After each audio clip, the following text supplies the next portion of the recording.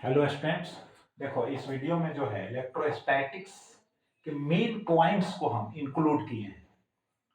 अगर इसको स्टडी कर लेते हो एक भी ऑब्जेक्टिव क्वेश्चन नहीं छूटेगा। तो चलो देखते हैं फटाफट एकदम। नंबर वन में क्या है? S I unit of charge. तो कूलम होता है। चार्ज का ऐसा यूनिट क्या होता है? कूलम होता है। और कभी कभी पूछ देगा मिली कूलम, और पूछ देगा माइक्रो कूलम, और पूछ देगा नैनो कूलम, और पूछ देगा पिको कूलम। किसका है ना यूनिट है? तो याद रखना है चार्ज का ही यूनिट है। भले ही छोटा हो लेकिन चार्ज का ही यूनिट है। अब एक चीज और समझ लो, इलेक्ट्रिक चार्ज का जो प्रॉपर्टीज है, एडिटिविटी ऑफ चार्ज यानी आवेश की योज्यता, यानी अलजेब्रा के सिंपल मेथड के द्वारा ही चार्जेस को ऐड किया जाता है। क्लियर? कंजर्वेशन ऑफ चार्ज यानी आवेशों का संरक्षण किसी सिस्टम का, अगर वह सिस्टम बाहर से है ना अफेक्टेड नहीं हो तो सिस्टम का टोटल जो चार्ज होगा 100% कंजर्व रहेगा। और एक और प्रॉपर्टी है क्वांटाइजेशन ऑफ चार्ज। जब रबिंग होता है टू पार्टिकुलर है ना दो खास वस्तुओं के बीच में, तो एक से कुछ इलेक्ट्रॉन्स दूसरी वस्तु पर ट्रांसफर हो जाते हैं, तो दोनों आवेशित हो जाते हैं, दोनों चार्ज हो जाते हैं। बात समझ गए? तो प्रत्येक पर जो चार्ज होगा वह इलेक्ट्रॉनिक चार्ज स्मॉल ई का, समझ गया ना, इंटीग्रल मल्टीपल होगा। इंटीग्रल मल्टीपल का मतलब होगा कि 1 से मल्टीप्लाई होगा, 2 से मल्टीप्लाई होगा, 3 से मल्टीप्लाई होगा, 4 से मल्टीप्लाई होगा, 5 से मल्टीप्लाई होगा। तो इसी को कहते हैं क्वांटाइजेशन ऑफ चार्ज। तो आगे अब नेक्स्ट पॉइंट देखते हैं। देखो एप्सिलॉन आर और के दोनों सेम ही होता है। अब एप्सिलॉन आर को क्या कहते हैं? रिलेटिव परमिटिविटी, आपेक्षिक विद्युतशीलता। और जो के लिखा हुआ है ना, तो इसको कहेंगे, यहां पर हम कहेंगे डाइलेक्ट्रिक कांस्टेंट कहेंगे। किसी डाइलेक्ट्रिक मीडियम के लिए जो कांस्टेंट यूज होता है उसी को डाइलेक्ट्रिक कांस्टेंट कहते हैं। तो दोनों का फॉर्मूला सेम है, F O by F M. F O का मतलब होगा इलेक्ट्रिक फोर्स और Coulomb force in vacuum, divided by क्या होगा? इलेक्ट्रिक फोर्स और Coulomb force in a medium. इसको सोल्व करने पर आएगा एप्सिलॉन बाई एप्सिलॉन नॉट आएगा। अब k इज इक्वल टू 1 होता है for air, k is equal to 80 होता है for water, k is equal to infinity होता है फॉर मेटल्स। एक बात यह भी याद रखना है, कभी कभी ऑब्जेक्टिव पूछ देता है k का वैल्यू है ना 1 से ऑलवेज बड़ा ही होता है। बात समझ गए? छोटा नहीं। k का वैल्यू 1 से ऑलवेज हमेशा बड़ा ही होता है। यहां पर हम इंडिकेट कर दिए। अब देखो नेक्स्ट पॉइंट देखो, एप्सिलॉन नॉट जो है इसका वैल्यू फिक्स है, इसको याद कर लीजिएगा 8.85 into 10 inverse 12 coulomb square by newton metre square. दूसरा यूनिट भी पूछ देता है कभी कभी, यह तो यूनिट है ही, इसके अलावा यूनिट है farad per metre. Farad per metre is the unit of, तो एप्सिलॉन नॉट ही होगा। अब देखो 1/4 पाई एप्सिलॉन नॉट जो है इसका वैल्यू होता है 9 into 10 to the power 9 newton metre square by coulomb square. इसको भी याद रखना है। अब देखो नेक्स्ट जो पॉइंट है चार्ज। तो चार्ज यानी क्वांटाइजेशन ऑफ चार्ज जो हम बतलाए हैं उसके लिए फॉर्मूला है Q is equal to plus minus n e. अब देखो तो Q is equal to plus minus n e है, तो ऑब्जेक्टिव में पूछता कैसे है? अब प्लस माइनस का झमेला हटा दिया, प्लस ना देखना है ना माइनस देखना है। Q जो है चार्ज जो है 2 से मल्टीप्लाई होगा, यही इलेक्ट्रॉनिक चार्ज का वैल्यू है। एक इलेक्ट्रॉन पर जो चार्ज होता है उसका जो वैल्यू होता है, मैग्नीट्यूड होता है, परिमाण होता है, यही है 1.6 इंटू 10 इनवर्स 19 कूलम। हाँ, भले ही इसका जो चार्ज होता है इलेक्ट्रॉन का वह ऋणात्मक यानी नेगेटिव नेचर का होता है, दूसरी बात है। वैल्यू से मतलब रखो। तो 2 से मल्टीप्लाई होगा, 3 से मल्टीप्लाई होगा, फिर 4 से मल्टीप्लाई होगा, 5 से मल्टीप्लाई होगा, 6 से मल्टीप्लाई होगा। तो इस तरह से देखो, अब इसको मल्टीप्लाई करके देखो तो 16 दूना 32 यानी 3.2 इंटू इतना, ये तो पॉसिबल होगा चार्ज। फिर देखो 3 से मल्टीप्लाई कर देखो 16 3 48 यानी 4.8 into 10 to the power minus 19 coulomb. इतना तो संभव होगा किसी बड़ी पर चार्ज, लेकिन इस तरह से जो मल्टीप्लाई नहीं होगा वह जो क्वांटिटी होगा वह संभव नहीं होगा। क्लियर। अब देखो if Q is equal to -1 coulomb चाहे +1 कूलम हो, फिर कह रहे ना प्लस से मतलब रखिएगा, माइनस से मतलब रखिएगा, नंबर ऑफ इलेक्ट्रॉन्स निकालने के लिए कहता है तो n इज इक्वल टू आपको अप्लाई करना होगा कितना, तो देखो n is equal to Q by E, I का वैल्यू फिक्स है तो डिवाइड करेंगे, अगर 1 कूलम चार्ज है चाहे माइनस हो चाहे प्लस हो तो इतना इलेक्ट्रॉन्स का ट्रांसफर होगा। Clear. If n is equal to अगर दे दे 10 टू द पावर है ना 19, 10 टू द पावर 19 इलेक्ट्रॉन्स, तो चार्ज कहे निकालने के लिए तो Q is equal to n ही लिखिए, 10 टू द पावर 19 हो गया n के जगह पर, I के जगह पर इतना, तो ये कैंसिल हो गया तो 1.6 कूलम चार्ज हो गया। अब देखो 1 कूलम जो चार्ज हुआ वह 3 into 10 to the power 9 statcoulomb के बराबर होता है, यानी इलेक्ट्रोस्टैटिक जो यूनिट होता है उसको स्टेट कूलम कहते हैं। तो कभी कभी यह भी पूछ देता है कि 1 कूलम चार्ज कितने स्टेट कूलम चार्ज के बराबर होता है, तो 3 into 10 to the power 9 statcoulomb. और 1 स्टेट कूलम पूछ देगा तो 1 अपॉन हो जाएगा 3 और नीचे ही रहेगा 10 टू दी पावर 9, तो कूलम हो जाएगा कि नहीं। अब देखो कूलम जो फोर्स होता है जिसको इलेक्ट्रोस्टैटिक फोर्स कहते हैं चाहे इलेक्ट्रिक फोर्स कहते हैं, तो F is equal to 1 upon 4 pi epsilon naught Q1 Q2 by क्या होता है R स्क्वायर होता है। क्लियर।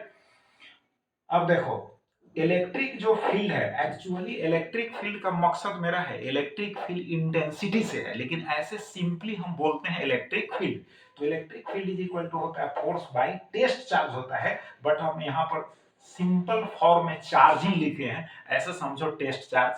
क्लियर। तो फोर्स बाई चार्ज, अब फोर्स इज इक्वल टू कितना हो जाएगा, तो चार्ज इनटू इलेक्ट्रिक फील्ड, ई का मतलब इलेक्ट्रिक हो गया, फील्ड तो है नहीं इलेक्ट्रिक फील्ड, तो ऑब्जेक्टिव में पूछ देगा force is equal to charge into electric field, तो करेक्ट माना जाएगा, और नहीं तो फोर्स बाय चार्ज होगा चाहे टेस्ट चार्ज होगा। अब इलेक्ट्रिक फील्ड का ऐसा यूनिट होता है न्यूटन बाय कूलम, फोर्स का न्यूटन चार्ज का कूलम, और वोल्ट पर मीटर भी होता है, वोल्ट पर मीटर भी होता है। इलेक्ट्रिक फील्ड किसी पॉइंट चार्ज के कारण, किसी पॉइंट या सोर्स चार्ज के कारण, मान लो कि पॉइंट चार्ज जो है ना कैपिटल Q लिखे हैं, तो प्लस कैपिटल Q किसी पॉइंट पर चार्ज लोकेटेड है, तो r डिस्टेंस पर जो इलेक्ट्रिक फील्ड इंटेंसिटी होगा वह होगा 1 by 4 pi epsilon naught Q by R square, तो E is proportional to 1 by R square होगा, ऐसा भी ऑब्जेक्टिव में पूछा जा सकता है।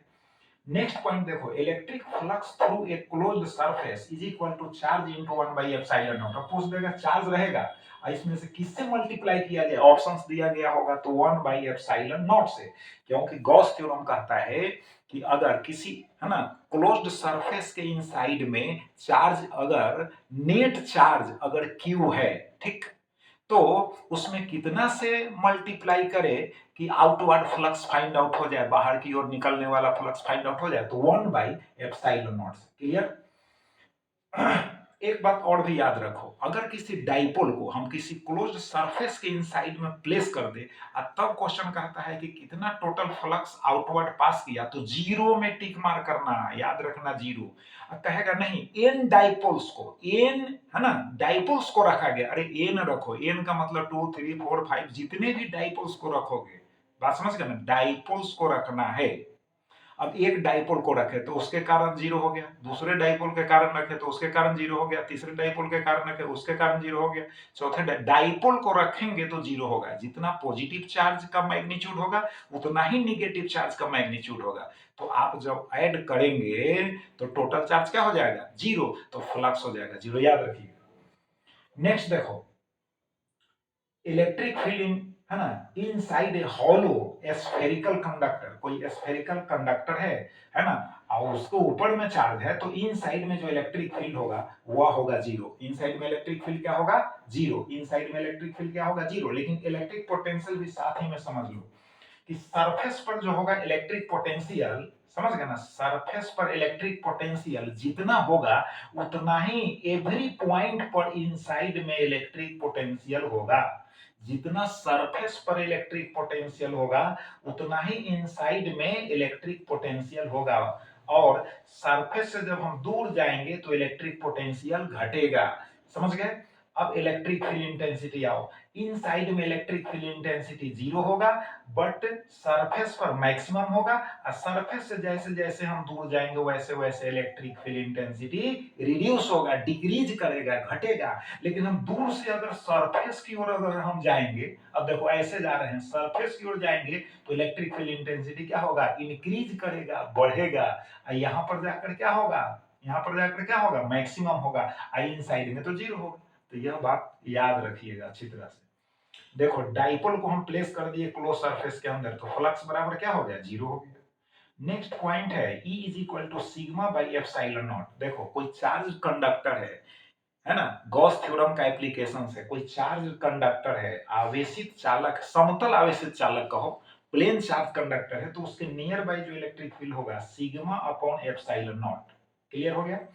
और फिर अगर सीट है, थीन सीट है, चार्ज है, तो उसके कारण होगा सिग्मा बाई 2 एप्सिलॉन नॉट। अगर कोई चार्ज यूनिफॉर्मली, है ना, चार्ज रॉड है ना, जैसे मान लो कि रॉड है, सपोज कर लो यूनिफॉर्मली चार्ज है, तो इसके, है ना, नियर बाई जो होगा E is equal to lambda by 2 pi epsilon naught R होगा। आर डिस्टेंस है यार, लेमडा क्या है अब समझ लो, लेमडा लीनियर चार्ज डेंसिटी है, जिसको हम कहते हैं चार्ज बाई लेंथ। तो चार्ज बाई लेंथ होगा, तो इसका यूनिट क्या होगा, कूलम बाई मीटर होगा। सिग्मा देखो, charge upon area, charge upon area, तो इसका यूनिट क्या हो जाएगा, चार्ज अपॉन एरिया है तो कूलम बाई मीटर स्क्वायर होगा, वही यहां पर भी होगा। अब इसी को लिख दिए, यहाँ 4 करेंगे तो यहाँ 2 कर देंगे, यहाँ 4 करेंगे तो यहाँ 2 करेंगे कि नहीं। अब देखो एक चीज और समझो, इलेक्ट्रिक फील्ड अगर एक्स एक्सिस के लॉन्ग है तो इक्विपोटेंशियल सरफेस वाईजेड प्लेन में होगा, क्योंकि इलेक्ट्रिक फील्ड सरफेस पर परपेंडिकुलर होता है 90 डिग्री, याद रखना 90 डिग्री को भूलना नहीं है।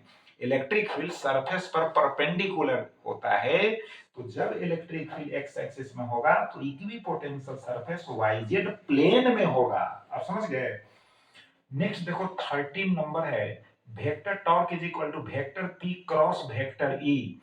अब देखो इसको सब, अब ऐसा ही जब ऑप्शन होगा तो उसी में टिक मार करना, ऐसा ना कि वेक्टर ई या क्रॉस वेक्टर पी है तो उसमें टिक मार करके चलाना। अब देखो इसका जो मैग्नीट्यूड होगा, वैल्यू कभी कभी पूछ देता है, तो torque is equal to p sine theta, याद रखना है, torque is equal to p sine theta, p E sine theta, p sine theta ना, पीई साइन थीटा।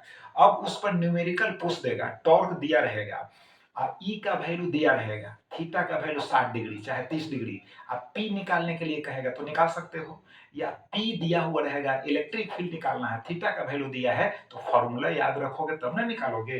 तो याद रखना पी साइन थीटा, यानी हम यहाँ पर लिख देते हैं भाई कि ये जो हो जाएगा torque is equal to p E sine theta.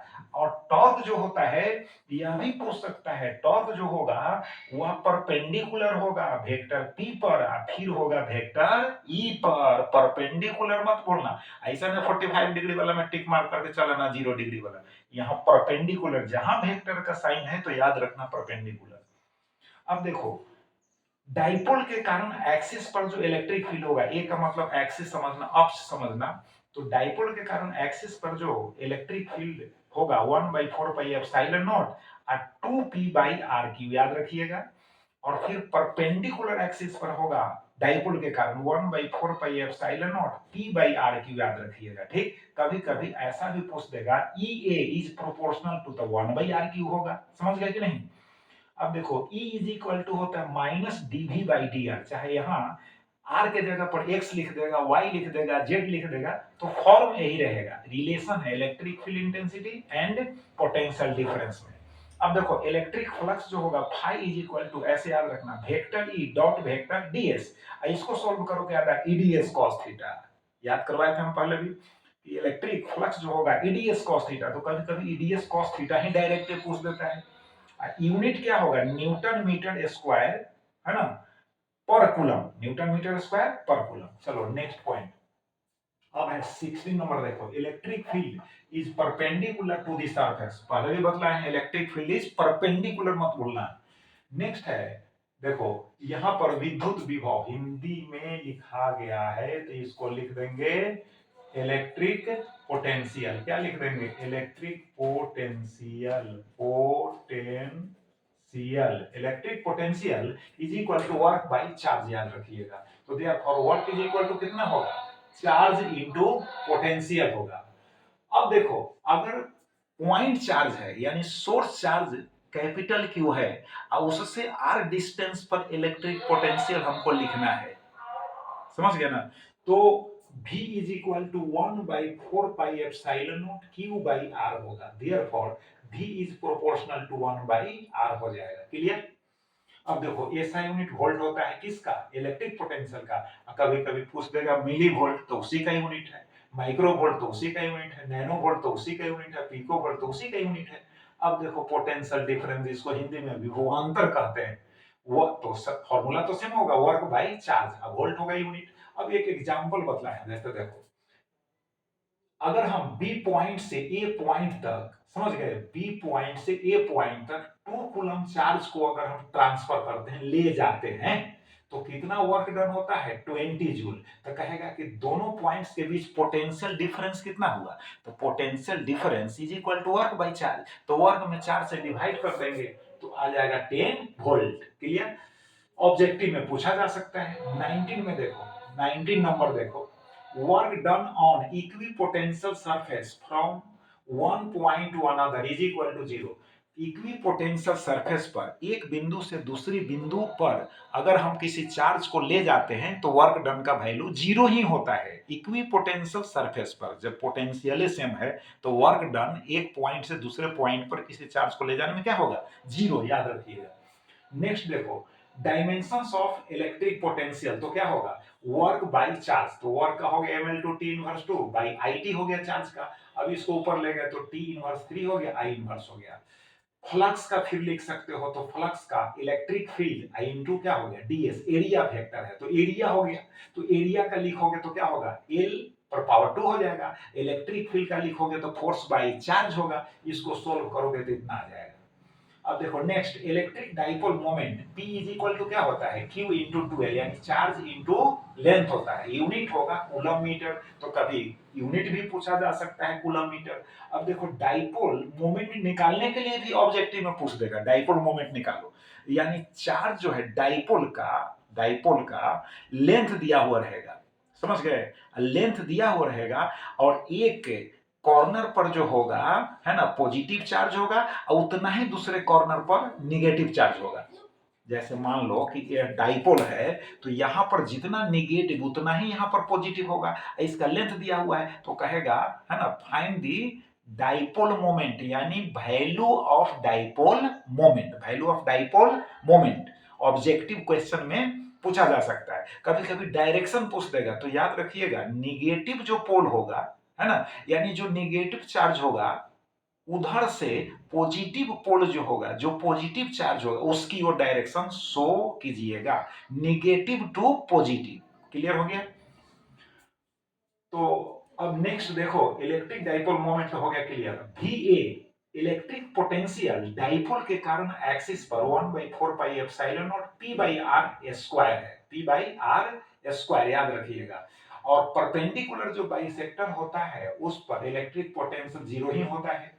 अब ये देखो V बराबर फिर लिखो 1/4πε0 P cos θ/r²। तो कहोगे कहां के लिए लिखे, तो एनी पॉइंट ना एक्सिस पर है और ना ही परपेंडिकुलर बाइसेक्टर पर, any point, at any point V is equal to इतना होगा, at any point E is equal to V उतना होगा। देख लीजिए E is equal to 1/4πε0 P/r³ under root हो गया 1 + 3 cos² θ। एक बात समझ लो, अगर एक्सिस पर इलेक्ट्रिक फील्ड इंटेंसिटी नहीं याद है तो theta is equal to 0 degree कर दोगे तो एक्सिस पर निकल जाएगा, और theta is equal to 90 degree कर दोगे तो परपेंडिकुलर बाइसेक्टर पर इलेक्ट्रिक फील्ड डाइपोल के कारण निकल जाएगा। बात समझ गए।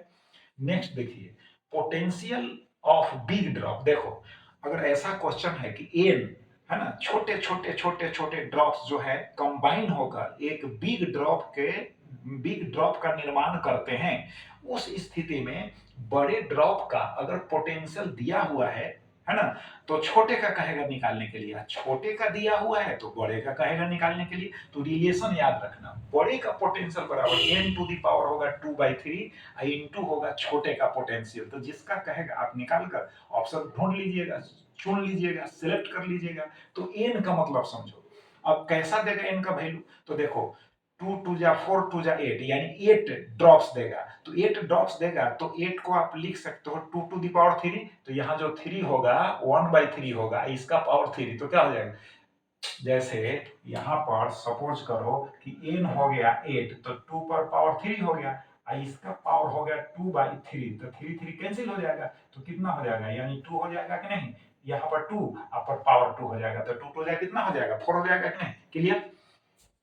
तो आप इसको फाइंड आउट कर सकते हैं। नेक्स्ट है, देखो CQ भी याद करवाए थे हम, बड़ा बढ़िया फॉर्मूला है CQ भी। C का मतलब कैपेसिटी, Q का मतलब चार्ज, V का मतलब पोटेंशियल।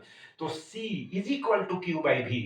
यूनिट क्या होता है, फैराड, माइक्रोफैराड, है ना, sorry milli farad, microfarad, nanofarad, picofarad, unit of capacity. ये सभी जो हैं कैपेसिटी के ही यूनिट हैं। क्लियर हो गया कि नहीं, सभी कैपेसिटी यूनिट है। अब इस पर एक क्वेश्चन पूछा जा सकता है, यहाँ पर हम बता दे रहे हैं। जैसे देखो, अब कहेगा 1 कूलम इज इक्वल टू, तो 1 कूलम इज इक्वल टू, अगर हम यहाँ लिखे 10 टू दी पावर 6, यहाँ माइक्रो कूलम, तो इसको सही माना जाएगा। कहोगे कैसे, तो देखो 10 to the power 6 into micro का मतलब हो गया 10 टू दी पावर -6।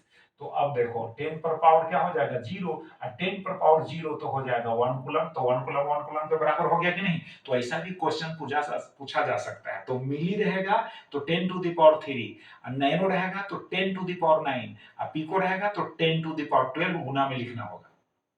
नेक्स्ट देखो, capacity of a spherical conductor 4 pi epsilon naught into R होता है। आर क्या है, रेडियस होता है। तो इसका मतलब कैपेसिटी जो हुआ रेडियस के डायरेक्टली प्रोपोर्शनल हुआ। रेडियस अगर हम इंक्रीज करते हैं तो कैपेसिटी इंक्रीज करेगा, रेडियस डिक्रीज करते हैं तो कैपेसिटी भी डिक्रीज करेगा। क्लियर हो गया। अब देखो next, unit of dielectric strength V by M यानी वोल्ट पर मीटर, वोल्ट पर मीटर। Cp बाई CS यानी Cp समझो, अगर हम इन कैपेसिटर्स को पैरेलल में अगर ऐड करते हैं, जोड़ते हैं, तो पैरेलल कॉम्बिनेशन का फॉर्मूला आपको याद होना चाहिए। Cp is equal to direct C1 plus C2 plus C3 plus C4। Series में रहेगा एक ही लाइन में, सीरीज में, तो 1 by CS is equal to 1 by C1 plus 1 by C2 plus 1 by C3, इस तरह से होगा। तो अगर n आइडेंटिकल कैपेसिटर्स, एक ही जैसे कैपेसिटर्स हैं, सीरीज में भी जोड़े गए हैं, पैरेलल में जोड़े गए हैं, तो देखो पहले हम लिखे हैं Cp, अब बाई लिखे हैं CS, तो इसका वैल्यू होगा n²/1। अगर लिखे एग्जाम में CS बाई Cp, तब तुम लिख सकते हो 1/n²। तो सिलेक्ट कर लेना क्या लिखे हुए क्वेश्चन में, उस आधार पर ऑप्शन को सिलेक्ट करना, हड़बड़ाना नहीं है। अब एनर्जी जो स्टोर होता है कैपेसिटर के इनसाइड में, उसका फॉर्मूला है हाफ CV²। याद रखिएगा हाफ CV²। उसी का फॉर्म है हाफ QV और फिर हाफ Q²/C। नेक्स्ट देखो, यहां लिखे हैं अगर एयर और वैक्यूम वाला पैरेलल प्लेट कैपेसिटर है तो उसका C0 is equal to A epsilon naught by D होता है कैपेसिटी। तो कभी कभी पूछ देगा कि प्लेटों के बीच की दूरी को अगर बढ़ा दिया जाए तो कैपेसिटर पर क्या प्रभाव पड़ेगा, तो दूरी, डिस्टेंस, देखो डिस्टेंस बढ़ेगा तो कैपेसिटी क्या होगा, रिड्यूस हो जाएगा, डिक्रीज कर जाएगा। और डिस्टेंस अगर घटेगा तो कैपेसिटी बढ़ जाएगा। ठीक, अगर प्लेट का एरिया हम बढ़ा दे तो कैपेसिटी बढ़ जाएगा, अब प्लेट का एरिया घटा दे तो कैपेसिटी घट जाएगा। ऐसे ही एरिया बढ़ाओगे तो अधिक से अधिक सामान रख सकते हो कि नहीं। सिंपल फॉर्म में समझो, घर में एरिया बढ़ाओगे तो अधिक से अधिक सामान, उसी सेंस में इसको ले लो कि प्लेट का एरिया बढ़ाएंगे तो कैपेसिटी बढ़ेगा, एरिया घटाएंगे तो घटेगा। क्लियर हो गया। अगर मान लो कि डाइलेक्ट्रिक मीडियम अगर रखा हुआ है प्लेटों के बीच में, है ना, डाइलेक्ट्रिक मीडियम जिसका वैल्यू 1 से ज्यादा होता है, हम पहले ही बता दिए हैं 1 से कम हो नहीं सकता, तो उसके लिए formula K epsilon naught by D है। अब डाइलेक्ट्रिक मीडियम जब रहेगा तो कैपेसिटी ऑटोमेटिकली बढ़ जाएगा, इंक्रीज करेगा। वान डी ग्राफ जनरेटर जो होता है हाई वोल्टेज प्रोवाइड करता है। कौन वोल्टेज, हाई वोल्टेज प्रोवाइड करता है। अब चार्ज डेंसिटी फिर एक बार समझ लो, lambda is equal to charge by length coulomb by metre, sigma is equal to charge by area coulomb by metre square, rho is equal to charge by क्या है वॉल्यूम, तो हो जाएगा कूलम बाई मीटर क्यूब। अब capacity of a big drop, अब capacity बड़े drop का निकालना है तो n to the power 1/3 into capacity of a small drop. और जब स्मॉल ड्रॉप का कहेगा तो इस क्वांटिटी से क्या करेंगे, हम बिग ड्रॉप के कैपेसिटी में डिवाइड कर देंगे। तो न्यूमेरिकल ऑब्जेक्टिव में जैसा पूछेगा वैसा आप बना लीजिएगा। बात समझ गए, जैसा पूछेगा वैसा आप बनाइएगा। क्लियर। अब देखो इलेक्ट्रॉन वोल्ट, इलेक्ट्रॉन वोल्ट जो होता है यूनिट ऑफ एनर्जी होता है। अब सपोज करो कि अगर किसी इलेक्ट्रॉन को एक्सेलरेट किया जाता है 2 वोल्ट पोटेंशियल डिफरेंस के अंडर में, तो कितना एनर्जी गेन करेगा, तो 2 वोल्ट पोटेंशियल डिफरेंस के अंदर में अगर एक्सेलरेट करते हैं, एनर्जी इलेक्ट्रॉन वोल्ट में ही पूछ रहा है तो 2 ही इलेक्ट्रॉन वोल्ट ना होगा। 3 अगर वोल्ट पोटेंशियल डिफरेंस के अंदर में एक्सेलरेट किया जाएगा तो 3 ही इलेक्ट्रॉन वोल्ट होगा। जूल में पूछेगा तो 1.6 से 1.6 इंटू 10 टू द पावर -19 से मल्टीप्लाई करेंगे तब जूल में एक्सप्रेस होगा। समझ गए, नहीं तो उतना ही electron volt electron volt electron volt होगा। क्लियर। अब चलो देखो, अब यहाँ पर है ना 2 जो है फिगर टाइप का क्वेश्चंस दे दिए हैं ऐसे समझाने के लिए, जरूरी नहीं कि यही आ जाएगा, पैटर्न याद रखना। देखो इस तरह का रहेगा अगर क्वेश्चन में तो समझ लो भाई कि तीनों सीरीज में नहीं है, पैरेलल में है। समझ गए, तो पैरेलल में क्या होगा, Cp is equal to C plus C plus C, तो 3C हो जाएगा। अब देखो ऐसा है, अगर ये ऐसे तार नहीं लगाया रहता, ऐसे नहीं लगाया रहता, डायरेक्ट एक ही तार में 3 वो केवल रहता सिंपल फॉर्म, तब ना सीरीज होता। यहाँ देखो अब इस कॉम्बिनेशन में देखो ये दोनों हो गया पैरेलल, क्योंकि इसमें अलग चार्ज का फ्लो होगा इसमें अलग चार्ज का फ्लो होगा, तो ये दोनों हो गया पैरेलल, तो C प्लस C तो 2C हो गया। अब यह एक हो गया, अब ये दोनों एक बन गया, वही तीनों एक लाइन में हो गया तो तीनों सीरीज हो गया। सेम चार्ज फ्लो होगा तो सीरीज होगा, अलग अलग चार्ज फ्लो होगा तब ना पैरेलल होगा। अब तीनों को निकाल दिया 1/c plus 1/2c plus 1/c, इसको सोल्व करके फिर टर्न करके लिख दिए। बात समझ गए। तो अब हम समझते हैं कि आप अगर जितने भी पॉइंट्स हम डिस्कस किए हैं अगर रिवाइज कर लेते हैं और इससे रिलेटेड न्यूमेरिकल्स पूछा जा सकता है, समझ गए, तो फॉर्मूला याद रखिएगा सही सही, तो न्यूमेरिकल्स भी बनाकर उसमें से चुन लीजिएगा। अब फॉर्मूले ना याद रहेगा तो कैसे न्यूमेरिकल्स बनाइएगा। बात समझ गए। तो फिर नेक्स्ट वीडियो में हम नेक्स्ट है ना टॉपिक्स के साथ मिलेंगे। अब रिवाइज करो। Thank you very much.